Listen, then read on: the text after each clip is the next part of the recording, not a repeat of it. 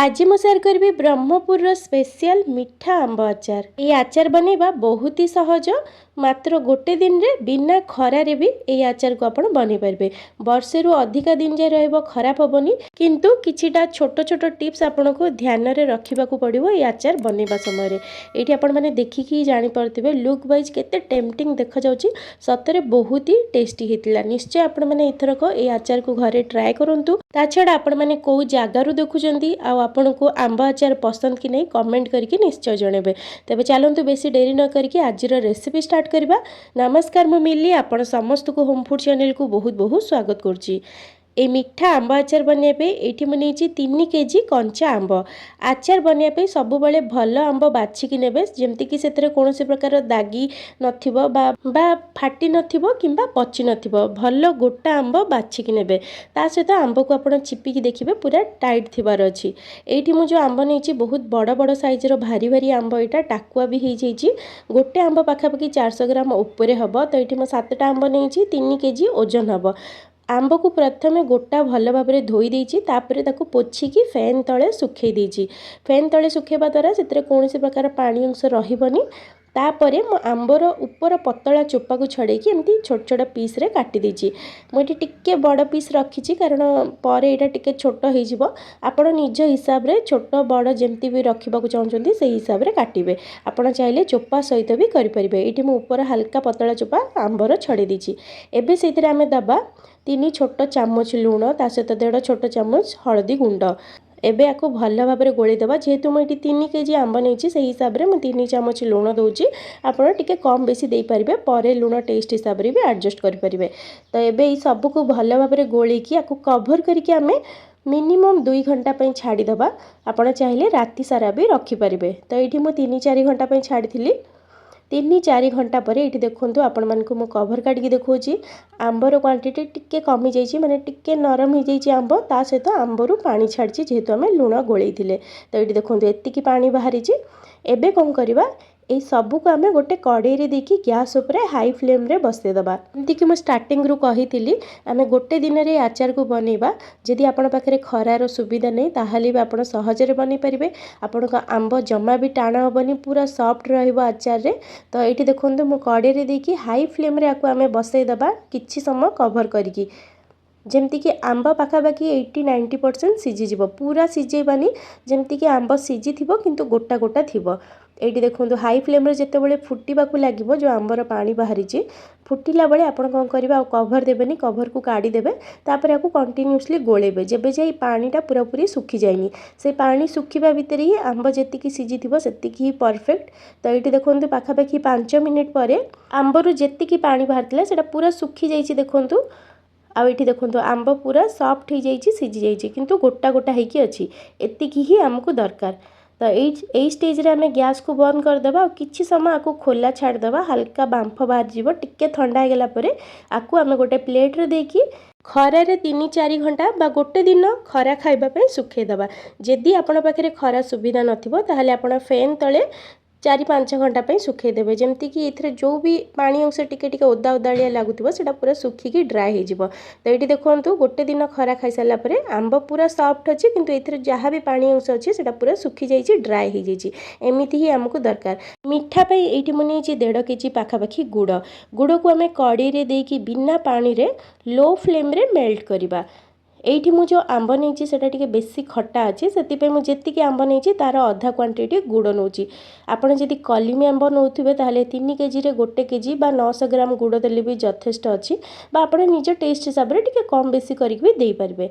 तो ये देखो कंटिन्यूअसली आम गुड़ को एमती गोलेबा लो फ्लेम रे, जेबे जे एटा पूरा पूरी मेल्ट हो जाए। ये देखो पूरा मेल्ट हो गलानी। गुड़ को आमको जमा भी पाग करिवार नाही। पाग हो गला माने आंब पूरा टाण हो। तो गुड़ को आम जस्ट मेल्ट करदेबा। ये गुड़ मेल्ट हो गलानी, गैस को ये बंद करदेबा। जो टिके टिके बिंडा बिंडा अच्छी गुड़र सेटा भी गरम रे मेल्ट हो। कंटिन्यूअसली एमती 2-3 मिनिट पे गोलेबा। टिके हल्का जमती ठंडा ही आसो तापर ये आम देदेबा आंब को देकी गोलेदेबा भल भाव में। गुड़ जदि पूरा ठंडा हो आंब को देवे ताहले गुड़ पूरा बसीज जमा भी भल भाव में आंबरे कोट हेनी। तो हल्का उषुम थिला बेले ही आपण आंब को देकी गोलेदेवे। जदि आपण पाखे खरार सुविधा अच्छी ताहले बिना गुड़ पागे बिना गैस लगे भी आपण बढ़िया मीठा आंब आचार बनई पारे। तार रेसिपी मु आगुरी शेयर करची। तो ये देखो गोलेकी रखीदे साइड्रे ता भीतर आम मसला तैयारी करदे। तो ये देखो फ्राए पैन रे मुझे 4 बड़ चामच सोरिष ता सहित ये मुझे 1.5 बड़ चामच मेथी दाना 2 बड़ चामच पान मधुरी आठी 1 बड़ चामच जुआणी नौची ता सहित आम लास्ट दबा 2 बड़ चामच जीरा। केते जण इथरे धनिया भी दियंती आपण चाहिले दे परिबे जदि आपन को पसंद। केते जण को सोरिष पसंद न थाए आचार जदि आपन को पसंद नहीं स्किप कर परिबे किंतु एमिति बनेले बहुत टेस्टी लागिबो। तो एबे आको हमें मीडियम लो फ्लेम रे भाजी दबा जेबे जे सब गुडी को भल भाव रे फुटी जायनी। तो ये देखो भाजी गला पर मुझे गोटे प्लेट को बाहर करदेली ठंडा हाँपाई छाड़देबा। से ही फ्राए पैन रे आम देदेबा सोरिष तेल। तो ये मो पाखापाखि 400 ରୁ 500 ग्राम नहीं सोरिष तेल। जेहेतु आम गुड़े बनईचे गुड़र क्वांटिटी भी भल से मुझे तो तेल बहुत कम लगे किंतु आचार रे तेल देले टेस्ट भल आसवा सहित आचार बहुत दिन जाए भल रहे। तो ये देखो तेल को मुझे पूरा बढ़िया से गरम कर दी आ किछि समय ठंडा हाँपाई छाड़देली। ठंडा हो गला मुझे दूची 1 बड़ चामच कला जीरा 1 छोट चामच हेंगू 3 बड़ चामच काश्मीरी लंका गुंड।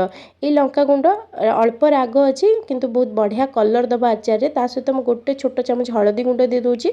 एबे सबको भल भाव में मिसेदेबा। तेल ये पूरा ठंडा है जस्ट नख उषुम गरम अच्छी बेसी गरम रे देबेनी नहले मसला बा लंका गुंड गुडी को पोड़ी जीवो। तो भल से गोली के साइड रे रख दबा पूरा ठंडा हवा पई। ता भितरे एटी जो मसला में तैयारी करथिले भाजी की सेटा भी ठंडा हो जाइछि ताकू हमें गुंड कर देबा। तो एटी देखो मसला गुंड भी रेडी हो गला। आ एटी देखो आंब आमे जो गुड़ रे गोली की रखथिले सेटा भी पूरा ठंडा हो गलानी। एबे इथरे आमे गोटे गोटे करके सब सामग्री को मिसेबा।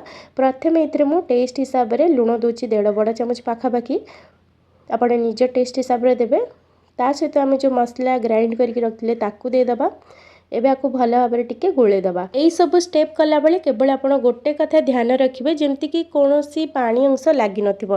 पानी अंश जदि टिके भी रही जिवो ताहले आचार आपण को फिंपी हे जिवो खराब हे जिवो। तो ये देखो मसला सब देकी गोले सारा परे एबे इथरे आम जो तेल गरम करके रखते ताकू दबा। तेल पूरा ठंडा हो गला परे ही देबे। तेल दे सारा पर देखिबे आचार लुक पूरा चेंज हे जिवो पूरा टेम्पटिंग देखाबो। सबू मसला को पूरा भल भाव में पोछिकी देदेबे आ ध्यान रखिए ठंडा हला पर ही देबे। एबे आकु भल भाव में आम गोलेदेबा। एठी सबुठारु इम्पोर्टेंट टिप्स मु आपण मानकु कहिबी जेमति कि मु आंब को टिके सिजेला परे खरारे सुखेइथिली 3 ରୁ 4 घंटा पई। जदि आपण पाखरे खरार सुविधा नहीं आपण फैन तले सुखौचंती ताहले आपण एई स्टेज रे अधा कप पाखापाखि भिनेगार देबे। जेहेतु मु खरारे सुखेइची जेहेतु आंबटा पूरा 3-4 घंटा खरा खाई जाइची पूरा ड्राई हेकी सुखी जाइची बिल्कुल भी पानी अंश नहीं। तो मु एई आचार रे भिनेगार दौनी। जदि आपण फैन तले सुखेइथिबे ताहले भिनेगार दबा द्वारा कोन हो ना आचार बिल्कुल भी फिंपी लागिबनी पूरा बढ़िया रहिबो खराब हेबनी। एई टिप्स को आपण निहाती भाव में फॉलो करिवे। तो एठी देखंतु भल भाव में गोली सारा परे तेल मसला सब पूरा बढ़िया से मिसी गलानी। आ एठी देखि परथिबा आरो लुक केते सुंदर देखा पूरा किणा आचार परिका देखा कि नहीं कमेंट रे निश्चय जणेबे। ये आमर आचार पूरा हेनी। एबे आकु गोटे दिन पे एमिति ही छाड़देबा तापरे बोतल रे पुरेबा। गोटे दिन पर आपण मानकु देखैबी केते सुंदर एथिरे आहुरी बढ़िया कलर आस जाइछि आ तेल भी हल्का हल्का ऊपर को आसीबा स्टार्ट हो जाइछि। जेते दिन एटा रहिबो सेते बढ़िया कलर आसीबो आ तेल जहाँ भी आपण देइथिबे सेटा धीरे धीरे ऊपर को आसीबा को लागिबो। तो एठी देखंतु गोटे दिन परे आचार कलर देखो केते सुंदर आछि पूरा बरमपुर आचार भाया देखा कि नहीं निश्चित भाव में कहे। यार टेस्ट बहुत ही बढ़िया थिला। आपण माने थरे निश्चित भाव में अल्प टिके आंबरे ट्राए करंतु।